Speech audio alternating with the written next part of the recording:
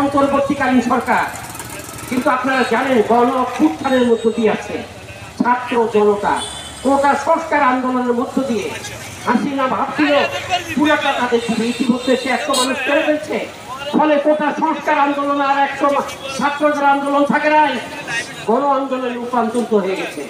ছাত্ররা যখন সরকারের সমস্ত দাবি মেনে যে 100 ভাগ কোটা তোমাদের দিয়ে দিলাম, এটা মেনে যদি আন্দোলন ছেড়ে দিত, তাহলে এই পৃথিবীতে বাংলাদেশের ছাত্র সমাজ আর দাঁড়াতে পারত না। তাহলে জনদাবিকে তারা বুকে ধারণ করে বুক চিতিয়ে দাঁড়িয়ে জীবন দিয়েছে 650 মতো মানুষ। এর মধ্যে সাধারণ জনগণের সংখ্যাই সেখানে বেশি। ফলে এর মধ্য দিয়ে গণ অভ্যুত্থান সংগঠিত হয়েছে।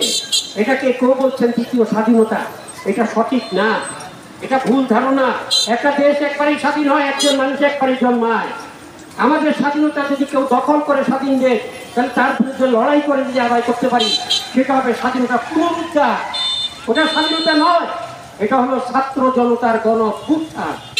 ফলে আমি আপনাদের সেখানে এই গণ অভ্যুত্থানের মধ্য দিয়ে আজকে যিনি এসছেন, আমরা ওনার সম্পর্কে এই অন্তর্বর্তীকালীন সরকারের ব্যক্তিগত অবস্থান সম্পর্কে কে কি করতেন কি করছেন সেগুলি আমরা বলবো না, ওইদিকে আমরা যাব না। কিন্তু আপনারা এই কথাটা জেনে রেখে এটা দল করতে হবে, কারণ অন্তর্বর্তী সরকার সেখানে সংবিধানে নাই।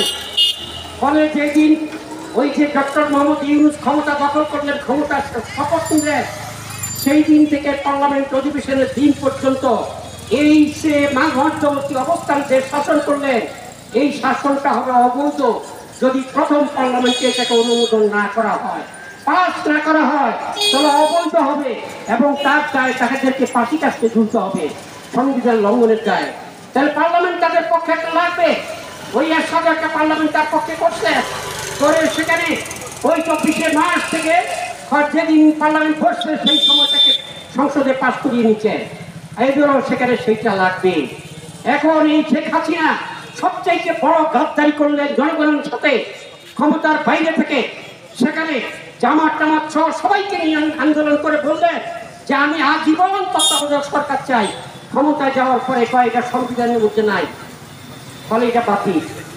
তাহলে দলীয় সরকারের অধীনে নির্বাচন হবে। আমরা বলছি আমাদের দেশে কোনো দলীয় সরকারের অধীনে কোনোদিন অবাধ সুস্থ নিরপেক্ষ নির্বাচন তো দূরের কথা, মানুষ তার ভোটও দিতে পারবে না। 1000 হেক্টর আমান ধানের ফসল, 1 ছটাক ধান পাবে না কৃষক। আগামী ওই বৈশাখে গরু ধান আসবে, কিভাবে চলবে এখানকার মানুষ?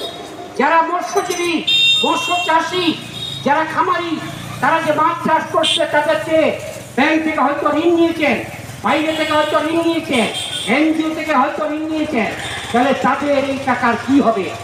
ফলে এই পরিস্থিতিতে আমরা এই নির্বাহী কর্মকর্তার মাধ্যমে 2টা স্মারকলিপি দেব, একটা কৃষি মন্ত্রণালয়, একটা মৎস্য মন্ত্রণালয়। নির্বাহী অফিসারের মাধ্যমে আমরা মন্ত্রণালয় এই উপদেষ্টাদের কাছে আমরা এই স্মারকলিপিটা সেখানে পাঠাবো।